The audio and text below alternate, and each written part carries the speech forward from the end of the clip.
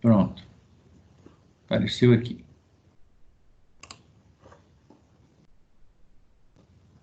Tá aparecendo a tela aí para vocês? Tá, né? Tá sim. Obrigada, professor. Beleza. Pronto. Então, nós fizemos uma introdução acerca do ICMS na aula anterior. E essa primeira parte aqui, então eu vou ser bastante sucinto, mas fazendo uma revisão de modo que permita aquele que não assistiu a aula anterior também possa ter uma compreensão, e aí, à medida que formos seguindo, se tiver alguma dúvida, vocês vão fazendo a observação. Então, o ICMS, como todos já sabem, é um imposto de competência estadual. Ele é o principal dos impostos de arrecadação, né, que permite aos estados realizar uma maior arrecadação. Ele tem expressa previsão constitucional, né, lá no artigo 155, inciso 2, que compete aos estados e ao Distrito Federal instituir impostos sobre operações relativas à circulação de mercadorias e sobre prestações de serviço de transporte interestadual e intermunicipal e de comunicação, ainda que as operações e as prestações se iniciem no exterior.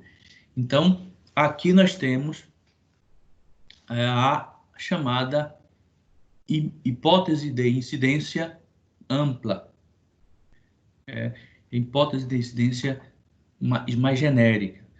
Lembrando que o conceito de hipótese de incidência é um conceito bastante aproximado do conceito de fato gerador. O fato gerador ele é mais específico, a hipótese de incidência ela é mais ampla, ela é ainda mais abstrata, mas de qualquer sorte, tanto a hipótese de incidência quanto o fato gerador tem a ver com esta descrição abstrata, né, prevista lá na legislação. Diferentemente do conceito de fato imponível, que é o fato concreto, o fato ali que se desenrola na realidade, né? Se a hipótese de incidência, por exemplo, aqui é a circulação de mercadorias, quando existir a circulação de mercadorias ou a prestação de serviço de transporte interestadual, intermunicipal e de comunicação, né? Observem, hipótese de incidência, vai incidir o ICMS. Então, esta é a hipótese de incidência. Quando a gente for no fato gerador, né, esta hipótese de incidência está ainda mais destrinchada, né, de maneira mais particularizada. E o fato imponível? O fato imponível é quando eu crio, no exercício da minha atividade comercial, eu faço circular mercadoria. Quando eu faço esta circulação de mercadoria, aqui no mundo fático, fenomênico, eu atraio a incidência da hipótese, né? E, portanto, faço esse ajuste entre o fato e a norma, entre a hipótese de incidência e o fato gerador, e aí faz surgir, nesse processo chamado de subsunção, e aí faz surgir a chamada obrigação tributária, né? Então, aqui na Constituição, no 155.2, tem a hipótese de incidência ampla e genérica. E o ICMS ele é regulamentado, como Patrícia aí mencionou, pela chamada Lei Candir, a Lei Complementar 87/96. Essa legislação ela foi diversas vezes alterada, né, mas a Lei Complementar é o grande referencial, a grande regulamentação do ICMS, né? A Lei Complementar 87, chamada também de Lei Candir. Lei Candir.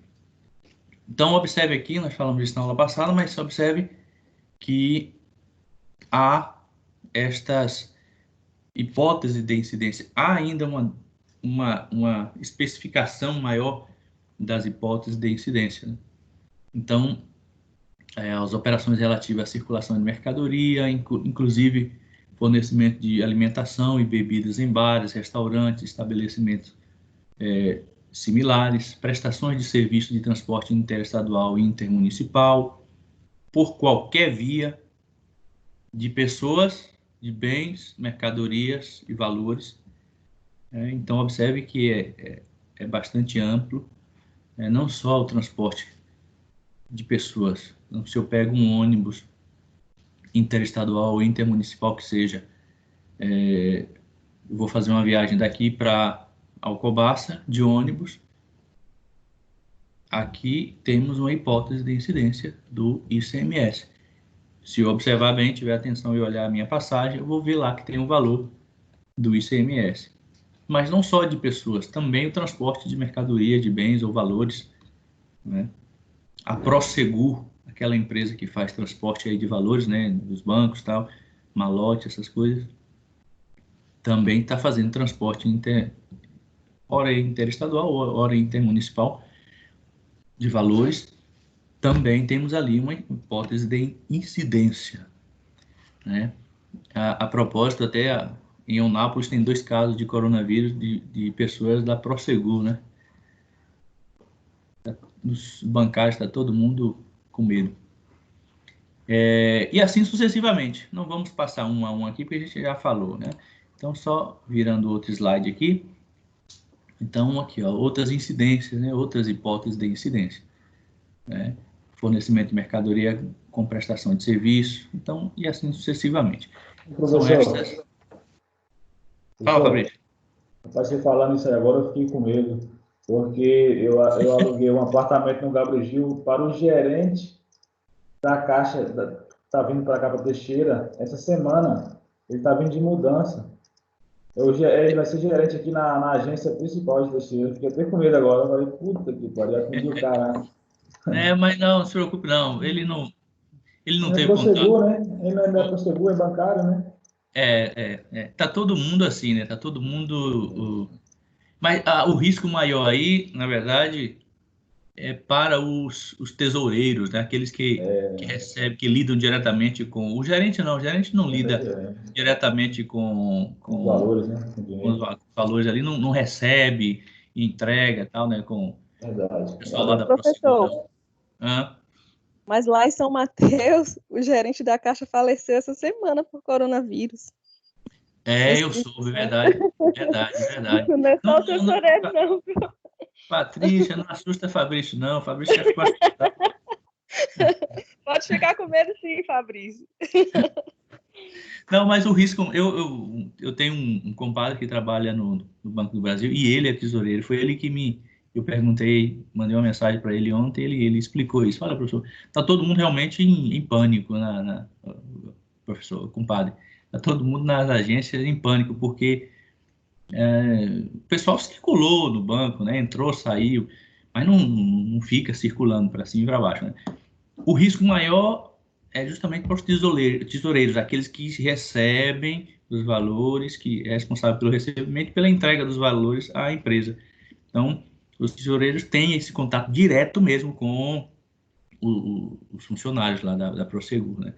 Mas os demais não. Mas está todo mundo fazendo exame e tal, né, para ver se...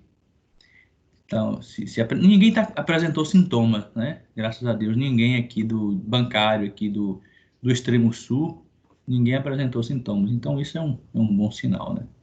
Vamos torcer que continue assim. Então, observe aqui, esse slide, ele dá uma ideia bastante didática do campo de incidência do ICMS. Então, a gente pode separar, segmentar em 2 grandes categorias, dentro das quais inserir as hipóteses de incidência. Então, mercadoria, né, circulação, sempre tem a ver com a circulação, mercadorias e serviços, como está bem lá, voltando no slide da Constituição. Então, operações relativas à circulação de mercadorias e prestação de serviço. Aí, aqui não dá para se confundir. Por quê? Porque a prestação de serviço aqui é de transporte interestadual e intermunicipal. Não tem nem hipótese de pegadinha numa questão. Se eu colocar, por exemplo, prestação de serviço de transporte municipal, vamos lá que eu coloque um caso hipotético, perguntando se há incidência de ICMS sobre a circulação de pessoas, de quem pega um ônibus de Teixeira de Freitas para Duque de Caxias, que é um distrito aqui de Teixeira de Freitas.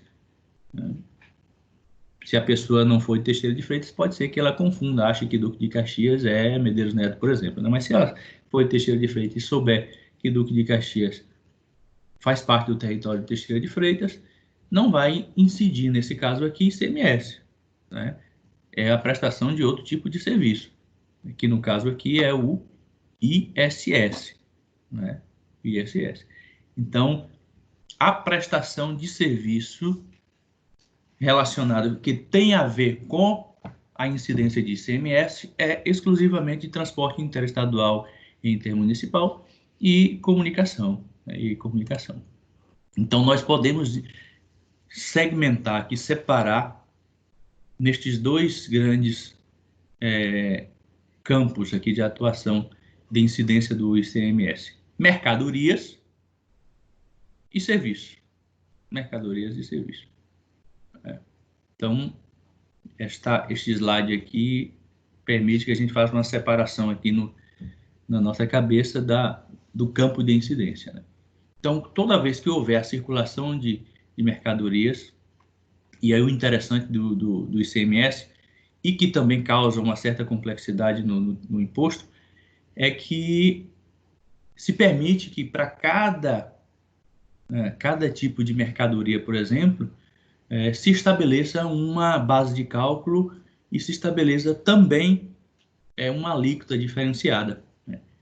Não é uniforme. Então, pelo fato de ser do rol de mercadorias ser bastante extenso, e às vezes cada alíquota aí, até a base de cálculo, é aplicada exclusivamente para cada uma delas, causa uma certa complexidade na hora da cobrança e tal, né? Então, realmente eu costumo dizer que a compreensão do ICMS, o especialista em ICMS, nem é aquele que estuda muito o ICMS. Claro que sim, mas é principalmente aquele que tem uma vivência mais prática do ICMS, porque ele tem algumas nuances importantes.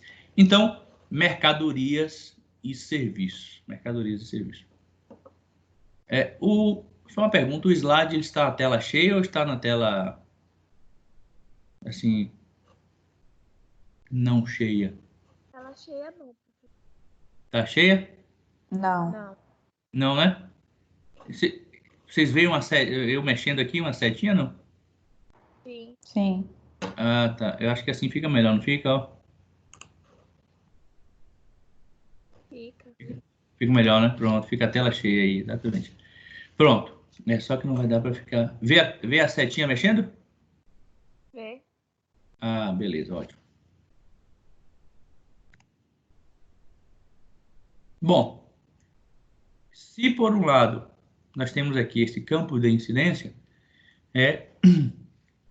e que permite, portanto, cria as hipóteses, melhor dizendo, de incidência do ICMS nas mercadorias, um rol extenso de mercadorias, e no serviço, nesses dois apenas, transporte intermunicipal, interestadual e de comunicação, nós temos também algumas hipóteses de imunidade. Imunidade. Deixa eu ver se fez um barulhinho aqui, se tem alguém pedindo para entrar. Tem.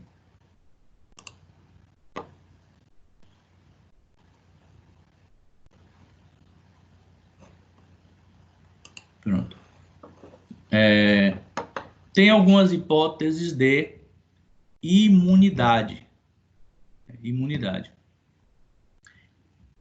Eu já falei aqui que a imunidade, ela diferencia, guarda uma distância conceitual da isenção, porque a imunidade, ela não permite a instituição do tributo naquela hipótese.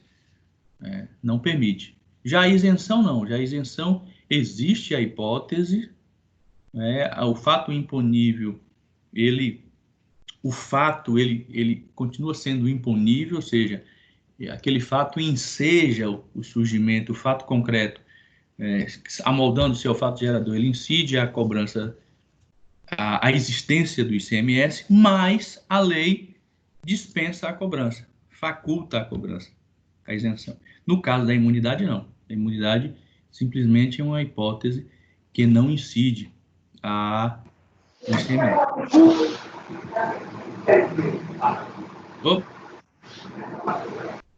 Tem um microfone ligado aí. Coloca mute no microfone aí. Então, aqui, imunidade do ICMS. O ICMS não incide sobre operações interestaduais destinadas à industrialização ou à comercialização de energia elétrica, petróleo, inclusive lubrificantes e combustíveis líquidos e gasosos dele derivados, exportação, operações com ouro, quando definido em lei como ativo financeiro ou instrumento cambial.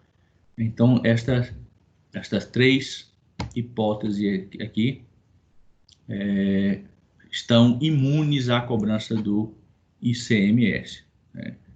ICMS. Lembrando que na parte de petróleo ela não está imune às operações relacionadas a gás natural.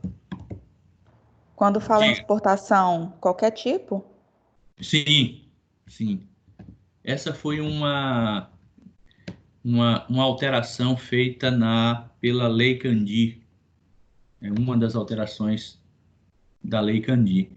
E isso, inclusive, gerou um mecanismo de compensação financeira por parte da União para os estados e municípios.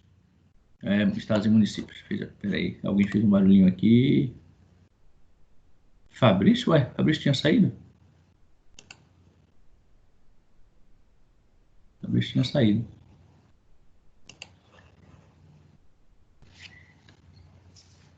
Então, assim, a Lei Candir, ela fez essa alteração e tem um mecanismo até de compensação. Tem um valor que é repassado mensalmente aos estados e municípios e a título de, chama-se compensação Lei Candir. Quando fala compensação Lei Candir, é um mecanismo que permite a compensação pelas perdas. Porque quando houve essa mudança, os estados, evidentemente, sofreram queda na receita, de ICMS, e os municípios também. Por que os municípios também? Porque parcela do ICMS ele é destinado ao município.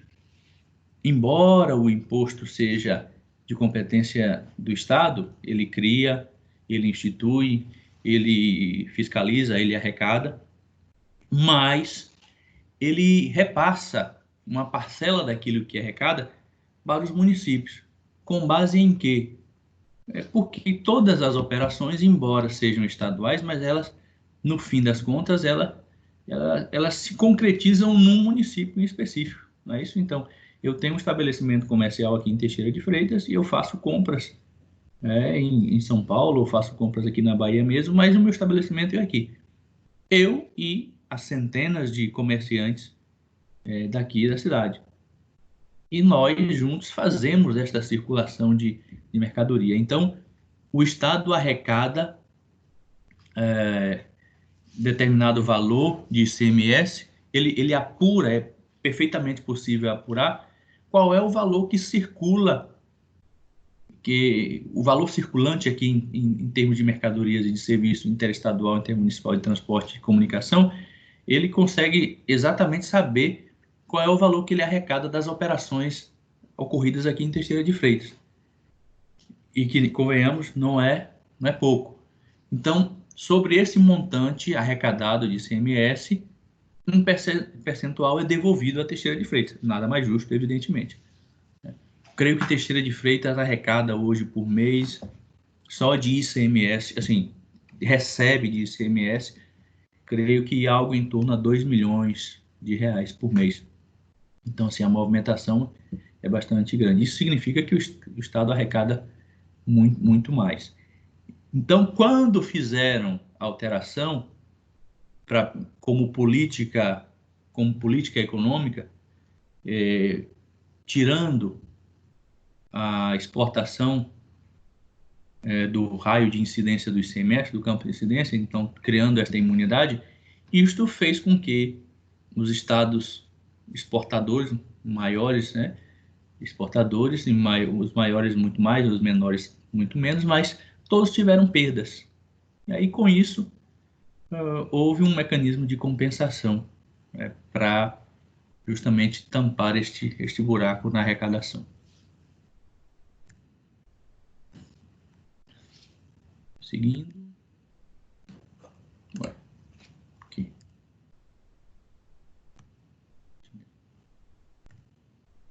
Fato gerador. O fato gerador, ele, como disse, é um conceito que está bastante próximo da hipótese de incidência, mas ele destrincha a hipótese de incidência com mais clareza. Então, se a hipótese de incidência lá, por exemplo, fala de operações relativas à circulação de mercadorias, aí o fato gerador fala o seguinte: da saída de mercadoria de estabelecimento de contribuinte. E aqui é uma diferenciação, embora a lei fala, ainda que para outro estabelecimento do mesmo titular, há uma súmula do STJ que exclui a cobrança, exclui como fato gerador a circulação ou a saída de mercadoria para estabelecimento do mesmo titular. Não é? Exclui. Então, observe que o fato gerador, ele destrincha ainda mais a hipótese de incidência. Então, se no inciso 2 aqui fala prestações de serviço de transporte estadual, onde é que fala de bar esse restaurante? No primeiro. Operações relativas à circulação de mercadorias, inclusive o fornecimento de alimentação e bebidas em bares, restaurantes e estabelecimentos similares. Esta é a hipótese de incidência. Ao fato gerador. Inciso 2 aqui, do fornecimento de alimentação, bebidas e outras mercadorias por qualquer estabelecimento. Então, observe que o fato gerador, ele continua sendo esta referência abstrata da norma, mas ele está mais claro, né? Ele está de maneira mais especificada, né? E, enfim, não vamos falar em todos os fatos geradores que a gente já mencionou na aula passada, são esses aqui, né? Contribuinte, também de maneira bastante sucinta, já falamos disso. Contribuinte é qualquer pessoa, física ou jurídica, que realize com habitualidade e em volume que caracterize intuito comercial operações de circulação de mercadoria ou prestações de serviço de transporte interestadual e municipal. Aí pega lá a hipótese de incidência, né? E de comunicação, ainda que as operações e as prestações se iniciem no exterior. Então, primeiro qualquer pessoa física ou jurídica. Segundo, que realize com habitualidade. Terceiro, e em volume que caracterize intuito comercial. Então, tem três conceitos básicos dentro do conceito que caracteriza determinada pessoa física ou jurídica como contribuinte, né? A questão da habitualidade melhor dizendo, ou o volume, ou em volume que caracteriza intuito comercial. Então, aqui é o ponto nodal para se caracterizar o contribuinte, né? Pessoa física ou jurídica, não importa, que realize com habitualidade, de um lado, por outro lado, ou que realize em volume a circulação de mercadorias, tá? Em volume que caracterize intuito comercial, sem maiores delongas. E aí vem também especificando quem é contribuinte nesta circunstância, que é também contribuinte a pessoa física ou jurídica que, mesmo sem habitualidade, importe mercadorias do exterior, seja destinatária de serviços prestados no exterior, adquira em licitação mercadorias apreendidas ou abandonadas, né, e assim sucessivamente. Aqui tem um quadro com o resumo aqui do contribuinte, né? Aí, qualquer pessoa física ou jurídica, né, que realize com habitualidade e em volume que caracterize intuito comercial, ou qualquer pessoa física ou jurídica que, mesmo sem habitualidade ou intuito comercial, né, tem aqui as hipóteses. Não cumulatividade. Esse slide está aqui, mas eu vou deixar para abordá-lo lá no final. Repetindo, né, que eu já falei, mas em síntese aqui, o ICMS ele é não cumulativo. Ele é não cumulativo. Ele não incide da mesma maneira e no mesmo patamar, embora a base de cálculo possa ser a mesma referente a determinada mercadoria, mas a alíquota não incide no mesmo percentual e no mesmo patamar em cada etapa do processo de circulação, porque uma mercadoria, ela circula não só do varejista para o consumidor, né? A mercadoria, ela circula desde a fábrica, depois vai para o fornecedor, para o atacadista vai para o varejista e, finalmente, o varejista vende para o consumidor. Então, há uma série de etapas aqui. Sobre cada etapa dessa, incide o ICMS. Por quê? Porque está havendo a circulação de mercadoria. Mas, como ele é não cumulativo, porque senão o valor ao final seria absurdo, ele vai fazendo os descontos em cada etapa dessa. Então, se ao sair da fábrica e ir para o atacadista incidir uma alíquota de 10%, por exemplo, não é? 10%, e aí do atacadista para o varejista, nessa circulação, incide uma alíquota de 15%, aqui não será cobrado exatamente 15%, faz um desconto. 15 aqui, já foi pago 10 aqui, então desconta. Nesta etapa aqui, o contribuinte só vai pagar 5%, e assim sucessivamente. Esta é a ideia de não cumulatividade. Base de cálculo. Deixa eu ver que horas. 9 horas. Base de cálculo. Relembrando o conceito, a base de cálculo é a grandeza sobre a qual se aplica a alíquota, né? Todo mundo já sabe. Deixa eu ver aqui. Ninguém pediu, não, para entrar. Base de cálculo é a grandeza sobre a qual se aplica a alíquota. É o valor que se toma como base para o cálculo do imposto devido. No caso do ICMS, regra geral com diversas exceções, normalmente é o valor da operação. É o valor da operação. Então, o que é a base de cálculo? A ideia de base, as palavras não são postas aleatoriamente. A base de cálculo tem a ver justamente com aquele suporte, aquela base sobre a qual se aplica a alíquota, sobre a qual incide a alíquota.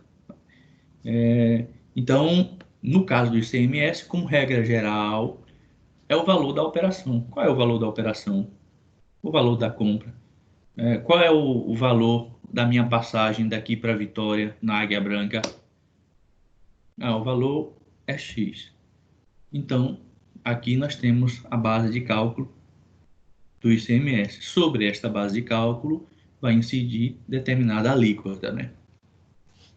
Mas a composição da base de cálculo do ICMS segue parâmetros e metodologias distintas em relação ao produto adquirido no mercado interno ao do adquirido por importação. Então, tem uma série de diferenciações com relação ao produto, se ele foi adquirido aqui, se ele foi adquirido fora, se ele foi adquirido dentro do próprio estado, se ele foi adquirido em outro estado, se ele foi adquirido de um estado da região norte para um estado da região sul, ou um estado da região sudeste para a região nordeste. Então, tem uma série de diferenciações que nós não vamos, evidentemente, fixar nossa atenção aqui. Vamos tratar de maneira bastante genérica, porque realmente é uma tarefa bastante delongada,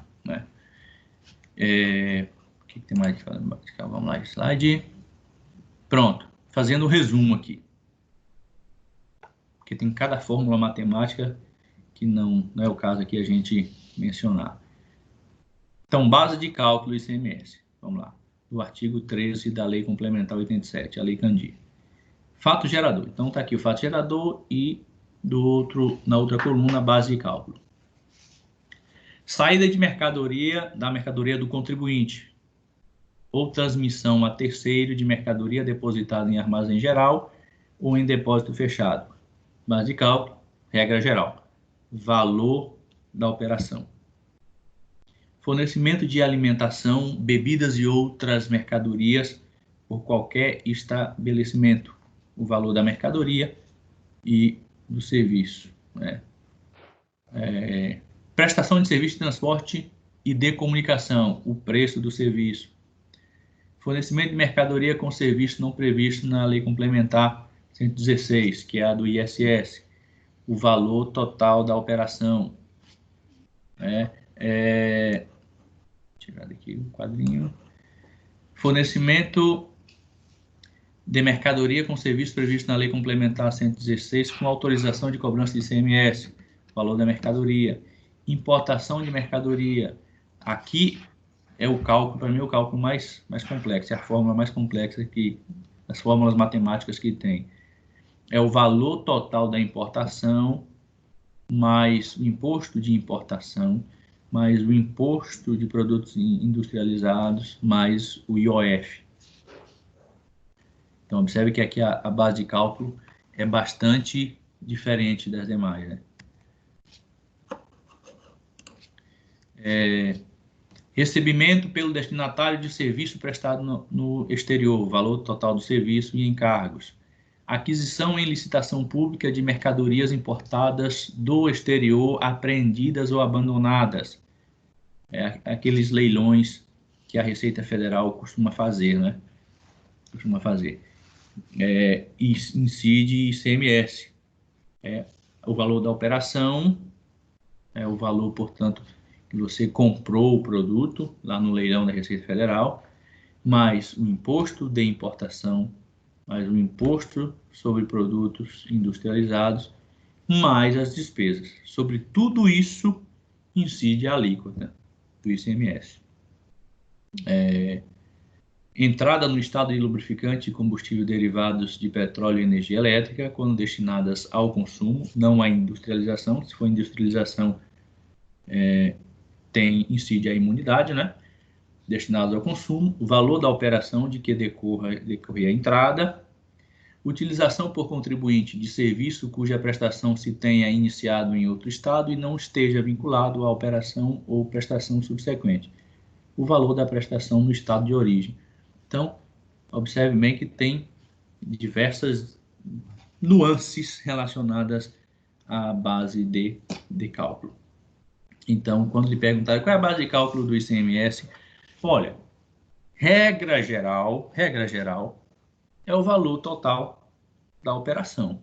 É o valor da operação. Porém, ou do serviço, no caso de transporte, e interestadual ou intermunicipal de comunicação. Porém, tem determinadas exceções que são importantíssimas.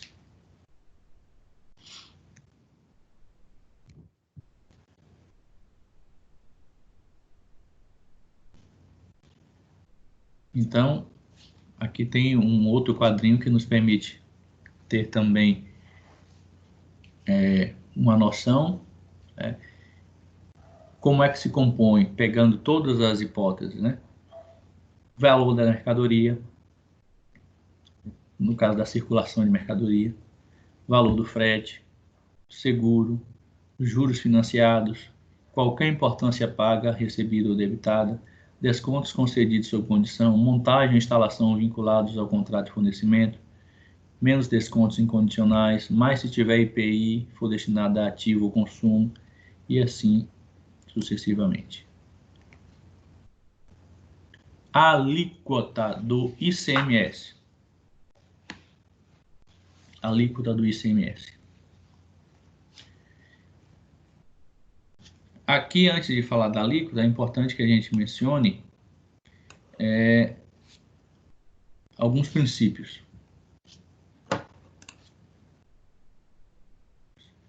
E, especificamente, dois desses princípios são muito importantes. Primeiro é o da seletividade, que está lá no parágrafo 2º do 155, inciso 3º. Seletividade. O imposto poderá ser seletivo em função da essencialidade das mercadorias e dos serviços. Então, a ideia aqui é, quanto mais essencial for o serviço ou a mercadoria, menor é a alíquota. Menor é a alíquota. Esse princípio está diretamente vinculado ao princípio também da capacidade contributiva. Mas a ideia é que o ICMS ele permite que a alíquota para determinada mercadoria seja variável em função da essencialidade ou não desta. Então, se for mercadorias essenciais para o consumo da população, permite-se que uma menor alíquota incida sobre aquela operação. Então, a seletividade é justamente a possibilidade de você selecionar, de o Estado sujeito ativo selecionar determinadas mercadorias e aplicar sobre elas uma alíquota menor. E aqui não há absolutamente nenhum tipo de violação ou de nenhuma forma de ferir o princípio da isonomia, não. Aqui tem a ver com a essencialidade das mercadorias e tem a ver, evidentemente, com a capacidade contributiva também, né? Faz sempre justiça? Nem sempre. Eu fiquei sabendo que o estado da Bahia deu isenção do ICMS para álcool, produtos de hospitalares, para proteção e tal. Entra nesse princípio daí, né, que cada estado pode. Isso aí. A seletividade. E a seletividade, que tem a ver, vinculado com a essencialidade, tem a ver, não é uma fórmula rígida, né? Não é uma fórmula rígida. O que é essencial? Geralmente, o que é essencial? Em condições normais, para usar uma expressão lá da química, né? Em condições normais de temperatura e pressão, né? Os produtos ou as mercadorias mais essenciais têm a ver com a alimentação, com gêneros alimentícios, né? Mas, fora desta situação de normalidade, outras mercadorias podem ser consideradas como essenciais. Nesse momento agora, em que nós estamos vivendo, de pandemia, outros produtos são tão essenciais quanto a alimentação, como, por exemplo, as máscaras, como, por exemplo, o álcool em gel, como, por exemplo, as luvas, os EPIs, principalmente, né? E não só aqueles para os profissionais da saúde, cuja essencialidade, né, é inquestionável, está acima de qualquer outra coisa, mas também essas mercadorias e esses produtos para determinadas categorias de pessoas e até, a ciência tem dito aí que até para o cidadão em geral é importante que use máscara, né, para não que ele vá se proteger a si mesmo de outros, mas permite impede a propagação do vírus, caso a própria pessoa esteja com o vírus e não esteja sintomática, né? Porque a máscara ela acaba reduzindo a dispersão de saliva, né? Pelo ar, pelo ambiente, portanto, onde a pessoa esteja, e impede o contágio. Então a máscara retém, até dizem que retém até 90% ali, né? Da propagação, da dispersão da saliva, né? E isso acaba fazendo com que o produto seja um produto com uma grande demanda, né? E, portanto, precisa trazer de outros lugares, que aqui na Bahia não tem. Aliás, né, o mercado não estava preparado para isso. Mas, para facilitar a entrada destes produtos aqui e não haver uma disparada de preço, o Estado selecionou, reconheceu a essencialidade destas mercadorias, e impôs, colocou aí uma menor alíquota ou até a isenção. Aí observe bem que aqui é isenção mesmo, aqui não é imunidade, né? Embora o fato gerador aconteça e atraia a incidência, a hipótese de incidência e a cobrança do imposto, o Estado decidiu isentar, não cobrar, né, em função do momento em que se vive. Peraí, alguém pediu aqui para entrar? Entrou e já saiu, antes de aceitar o convite. Então, a seletividade é justamente isso. O seu exemplo aí foi bastante oportuno. E o outro é a não cumulatividade, que eu já mencionei lá atrás, né? O imposto será não cumulativo, compensando-se o que for devido em cada operação relativa à circulação de mercadorias ou prestação de serviço, com o montante cobrado nas operações anteriores pelo mesmo ou outro Estado ou pelo Distrito Federal. Então, tem aqui uma imagenzinha que justamente nos permite, né, compreender essa ideia de não cumulatividade. Então, nós temos aqui as etapas da circulação da mercadoria, né? Então, aqui a indústria, a venda para o atacadista, para o varejista, e finalmente chega até o consumidor. Então, se fosse uniforme, incidisse 10% em cada etapa dessa, né? Cada etapa sucessiva vai fazer da compensação da anterior. Então, se o valor da venda de determinada mercadoria do fabricante para o atacadista, nesse caso aqui, não colocamos várias etapas, colocamos só 2 etapas aqui, o valor da venda é de R$1.000, 10% ICMS, alíquota de 10%, logo o valor a ser pago a título de ICMS, R$100, né? Essa venda da fábrica para o comerciante, digamos assim. Se o comerciante vai vender lá para o consumidor final, claro que ele na composição do preço, ele vai colocar determinados elementos e esse valor aumenta. Então, o valor da venda ali para o consumidor final é de 1.300.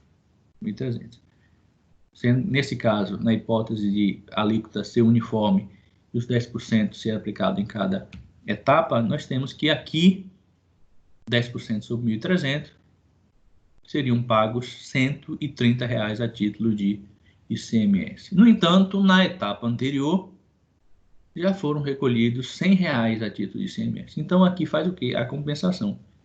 Faz uma conta de uma diminuição. R$130 menos 100 que já foram pagos anteriormente, R$30. Nesse caso aqui, apenas R$30 nesta etapa seriam pagos a título de ICMS. Então, não cumulativo. Se fosse cumulativo, seriam pagos R$100 na primeira etapa, mais R$130 na segunda etapa. Alguém pediu para entrar aqui? Levi. E mesmo assim deu 1.300.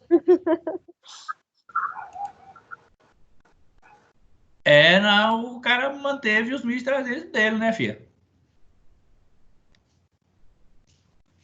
Se ele fosse de fato pagar 10%, provavelmente ele colocava um preço maior, né? Muito provavelmente. Muito bem, deixa eu ver aqui. 9h17. Vamos fazer um intervalozinho para eu tomar uma água aqui.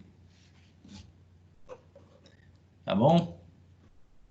Está ótimo. Voltar que horas, professor? 9h30? É, 9h30. E professor, tudo de bom. Valeu. Valeu.